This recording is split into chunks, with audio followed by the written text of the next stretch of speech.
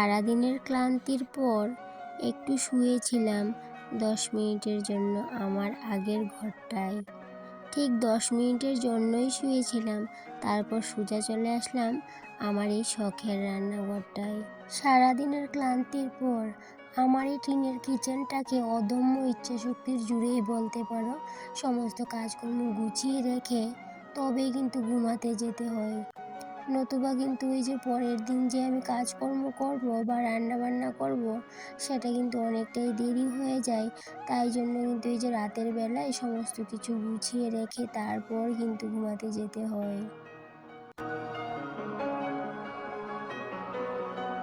সন্ধ্যের সময় সবজিগুলোকে বাজার করে দিয়ে গেছিল, সেগুলো আর গুছানো হয়নি।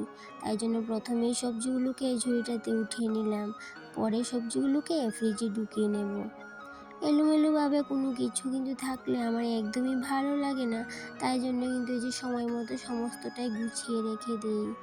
তারপর কি হলো বলো তো, নিজের জন্য 1 কাপ চা করে নিলাম। সকালে তো লিকার চা খাই, তবে সন্ধেবেলায় মাঝে মধ্যেই দুধ চাটাই খাওয়া পড়ে। তবে সব দিন খাওয়া পড়ে না, ওই মাঝে মধ্যেই।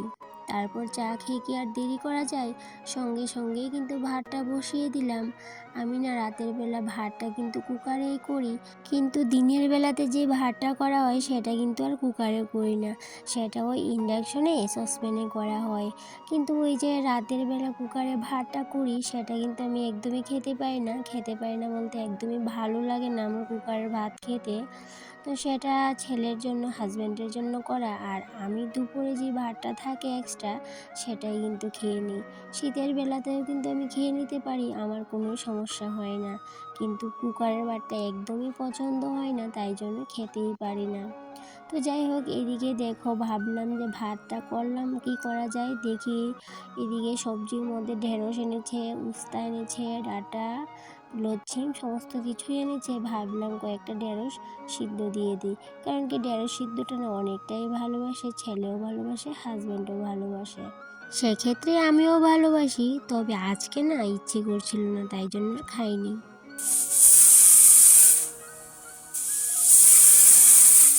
আর এইদিকে দেখো ঢেঁড়সগুলোকে ভালো করে ধোয়াও হয়নি, ভাত কিন্তু হয়ে গেল। কুকারে ভাত বসালে এতটাও দেরি হয় না, চট জলদি কিন্তু ভাতটা হয়েই যায়।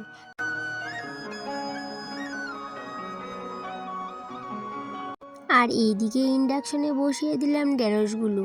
আর এখন তেমন কিছু রান্নাও করতে হবে না, দুপুরের তরকারি ডাল সমস্তটাই আছে। কিন্তু রান্নাটা সিম্পল হলেও রান্নাঘরের কাজটা কিন্তু এখনও আমার কমপ্লিট হয়নি। ওই যে রান্নাঘরে সমস্ত কিছু পরিপাটি করে তার সাথে আবার পরের দিন সকালে কি রান্না করব সেটারও কিন্তু ব্যবস্থা করব, তারপর কিন্তু ঘুমাতে যেতে হবে। যতই চোখে ঘুম থাকুক না কেন, রাতের কাজগুলো না ফেলে রাখতে ভালো লাগে না।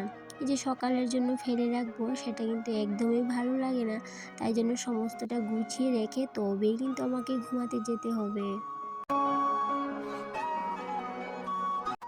তো এইদিকে বসে পড়লাম, আবার ডাঁটার শাকগুলো নিয়ে নেব, সকালে একটু শাক করার ইচ্ছা আছে।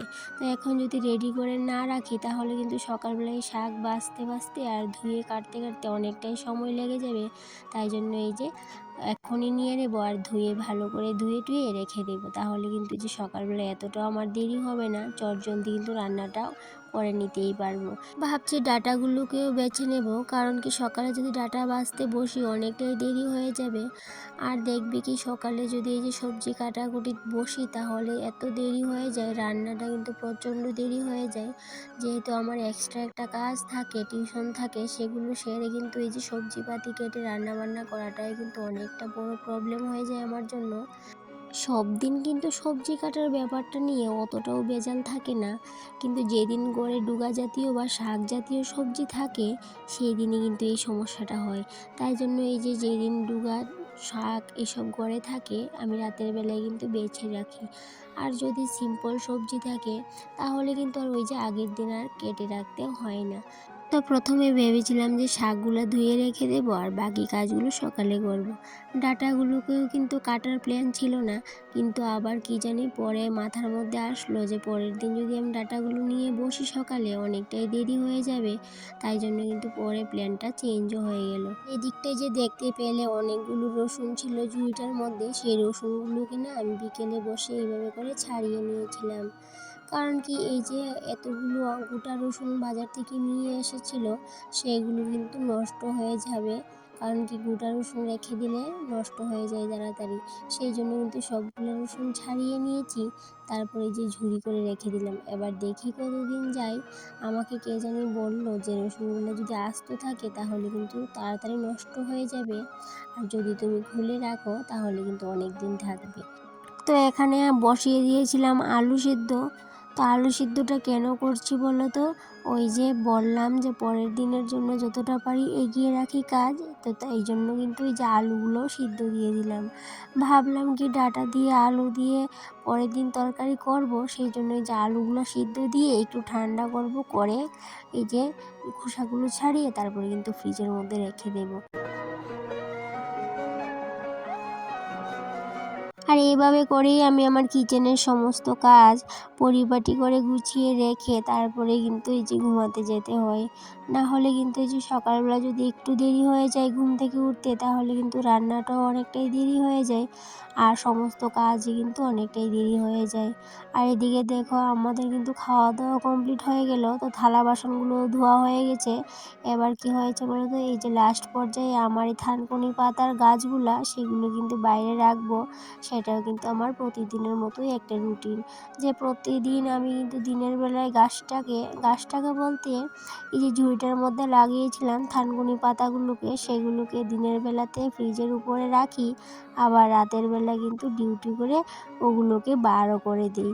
তার মধ্যে কিন্তু এই গাছগুলোকে সুন্দর করে জলও দিতে হয়, আর সেগুলো কিন্তু জল দিতে হলে ওই যে বার করে নিয়েই জল দিতে হয়। তো সময় মতো করে জলও দিতে হয়, সময় মতো রোদেও রাখতে হয়। তো সমস্তটাই করি, আবার কিন্তু জায়গা মতো এনে রেখেও দিই।